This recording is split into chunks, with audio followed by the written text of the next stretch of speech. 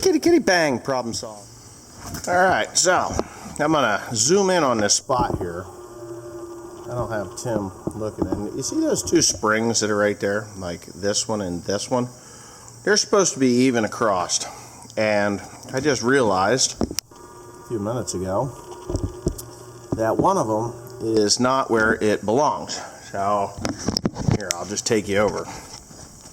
This is a header float control springs, and they are adjusted by this pin here. Now, what's really weird is that this pickup header is up, and I don't see that it's locked anywhere. At least not on this side, because this is free. Huh. That isn't the lockout.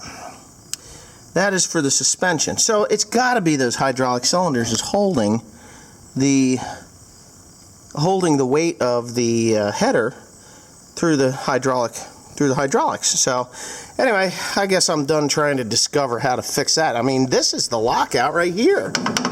This is the lockout. So you adjust the height of the header by sliding this up and down. So you just want it to touch the ground enough that it it picks up the hay. And the thing that with the Hesston baler, it does have extraordinarily long pickup tines. I'm replacing all of those, by the way, but it's got extraordinarily long pickup tines, and so it doesn't have to be as close to the ground, and it's built pretty damn heavy. If you didn't know, it's built pretty darn heavy. I mean, I'm fairly impressed with it as to the heft of it, of the build of the pickup. It's pretty decent, way better than New Holland ever was. Yeah, so what I'm going to do is I'm actually going to put air in the tires of those. Now, my neighbor, he says, don't put air in them. They don't need it. They don't need it. Well, they need it. Any baler that I ever allowed the wheel to go flat on has destroyed the front end of it. So I actually folded the New Holland under one time, twice, more than once. The crop cutter I did it with the BB960A, and I think the 9080 also had some issues with the pickup getting damaged or bent. I know it was bent, and I straightened it out. So I'm going to put air in those tires anyway, no matter what anybody says. And so right now you're going to see a fast-forwarded version of me loosening those springs or taking that bolt out of there and putting the spring back on, and then, retensioning it. Actually, I don't think it needs to be tensioned. I just think it needs to be on there. So that's what I'm going to do. All right, good morning. Yeah, so I'm working on this pickup header, and I just want to clear some things up as far as the wristbands that are on my wrist. These videos were shot about a week ago. I would go to the hospital, spend the night with Teresa and William, and then come home and work all day. And I'm still exhausted from it. Teresa is exhausted because she is mommy now and enjoying her time as mommy. I'm sure in about 5 years she's going to say, why did we do this? But, hey, it's okay. Anyway, I'm finding things on this baler that are very weird. Disconnected parts, missing pieces that are really, really, really, really important, like for the automatic grease gun down to the crankshaft, and you'll see, the crankshaft on the packer fingers, the packer forks. You have the packer and the stuffer. Missing. They put grease zerks in there instead of using the hoses that would just connect to the automatic greaser and pump grease into the crankshaft so that you didn't have to crawl onto the inside of the baler. Like this spring being disconnected, just kind of silly how that was done. What else? There were some things missing. I can't remember what the hell else was missing because it's, kind of early and I haven't figured too much about that. But anyway, yeah, just stay tuned. You'll see a lot of different things as it goes on. Okay, so this was pretty simple. Almost making me believe that someone intentionally took that off, that other spring loose from there, because it's very difficult to get it out of there. There's only like an inch of room here, and it would have to go around this circumference here. It would have to go into it. Just, to me, it looks like somebody had taken it off and just dropped it to the side there. Why? I don't know. And it's been there a long time because I'm going to show you. Right here on the edge, that's worn. Not only, where is that? Can you see it here? Where is this light? Right there. Well, maybe you can't see it either way. Okay, so where is that thing? Right there. Right here. It's worn, and it's not worn just the paint off. It's worn like it's been like that for the whole entire existence of the baler. So I've got them together now, and it doesn't make any sense why somebody would disconnect that, because what that does is it puts more weight on the wheels, on the tires.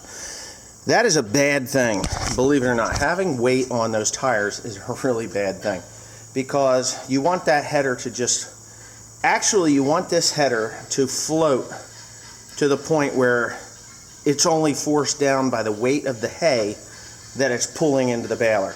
If you've got too much weight on that header, you will cause all kinds of problems. You're going to bend this axle. This axle will bend. You're going to pop tires when you get close to things you shouldn't be close to. This tire's actually got some air in it. I'm going to pump it up and see if it goes flat by tomorrow. But just a lot of weight. And then if you come along and you hit something in the middle of the pickup header and it isn't light enough to just pop over top of it from the bands, or the guards as they call them, it does something like that and it bends the shit out of them. So the way it looks to me is though there was an awful lot of weight on. See how it's kind of cocked out just a little bit there? Just a little bit. It looks like there's an awful lot of weight on that header from that spring being loose. Now, maybe they didn't notice it. You know, maybe the previous owner of this just didn't notice that spring was off and never did figure out why it was constantly digging into the ground or constantly breaking off pickup tines, because there are some new tines in the middle. I'm replacing them all. And you know, so this side is not as bowed out as the other side, but I just got this feeling that it got popped off of there, or someone took it off for a different purpose and either forgot to put it on and said fuck it when they were done, or it just popped off and nobody ever caught it. So now I've got it corrected. Yeah, so before I'm going to have the boys finish working on that mower. I got a turtle that needs to be fastened down real quick. And then I'm going to back the 8120 in here, and we're going to hook it up. We're going to hook the hydraulics up, and I'm going to see if this thing goes up and down and how that spring system works. So stay tuned for that. Man, we got a lot of things to go on in here. I'm actually going to pull that Lincoln Quick Luber out of there. It was working last night, and now today I can't get it to work. So I got a feeling that there's a breaker in there, or something isn't quite right. Just from sitting, it could have some corrosion, and the motor may not be wanting to work properly. So I'm going to have to get onto that. Might be a dead spot in the motor, but I'll figure that out, because I got other parts coming in for the interior there to make sure that when that thing's working, it's working. So hang on. Always doing it wrong. It's alright, we can do it wrong all we want. Here's the deal. Timothy, did you get through? Yeah? Yep. Cool. Alright, so these grease caps, there are grease caps right there on these main bearings for the plunger. The main plunger bearings. No, they're not going to catch that. So they're ungreasable, and these great big bearings in here, they do go out from time to time, but they are non-replaceable or non-greasable bearings.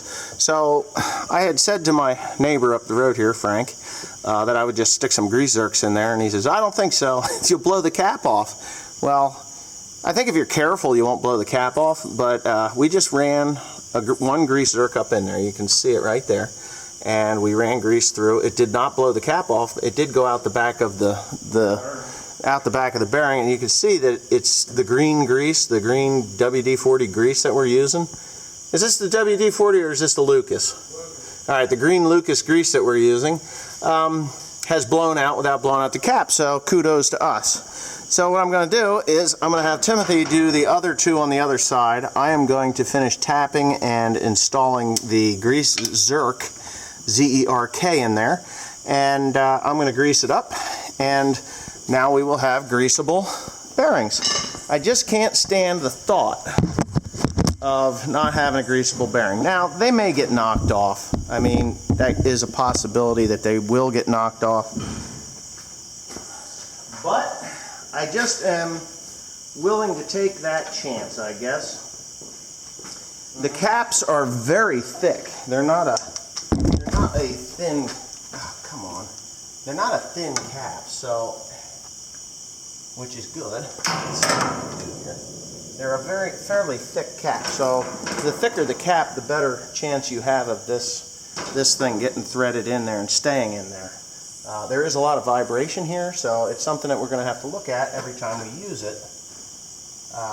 Every time we go to use it. I'm sure there's somebody that has a Hesston baler out here that has done this, or has thought about doing this, or has been told not to do it for some reason or another. God damn, I think I want to start. What is it? Your light just died?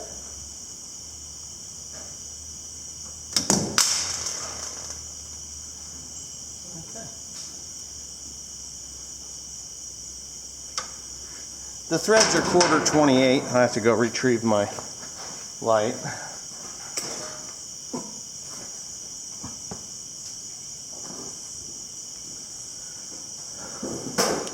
Okay, so the threads are 1/4 28, and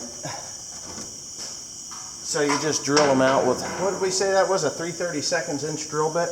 Yeah. 3/32 inch drill bit, 1/4 28 Zerk. A little bit of grease on the drill or the tap will protect any of the. Oh, what the fuck? What is this? What did you give me? You gave me something weird. It has this is weird. That ain't the right one, Mr. Tim.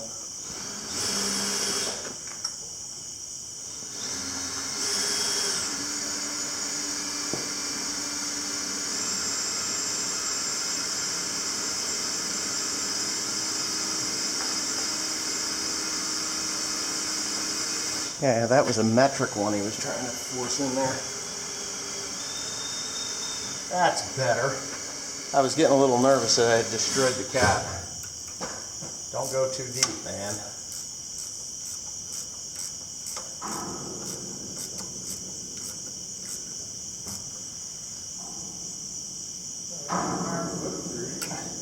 Okay, what's that? Yeah, but the grease doesn't go all the way to the other side unless you force it over there.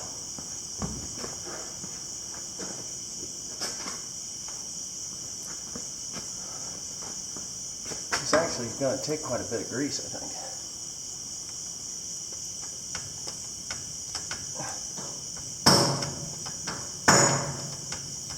These are not lock and lube. It really pisses me off.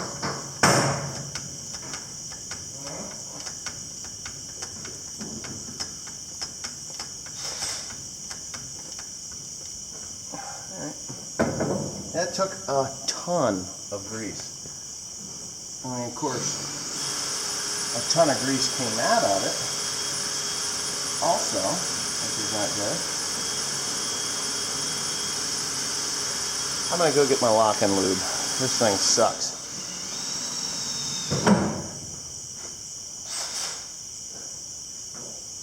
What's that? Cool. Did I have a lock and lube on one of these grease guns over here? Thought I did. What happened to the electric grease gun that had a lock and lube on it? Did you take that off? No, I didn't take it off. The reason why I stopped using it is because we propped up against something and it fell and broke the battery clip on it. Right. The gun. Well, what did you do with the lock and lube then? It's stolen again. I think the gun got chucked in the trash.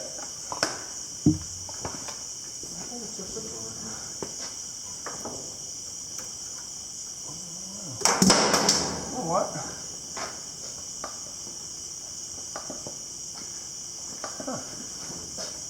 Is that thing really that dry?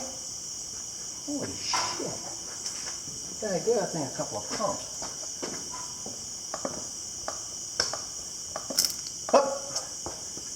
was it. It was that dry. You realize I put a lot of grease in there. Yeah. Okay, so that's it for that.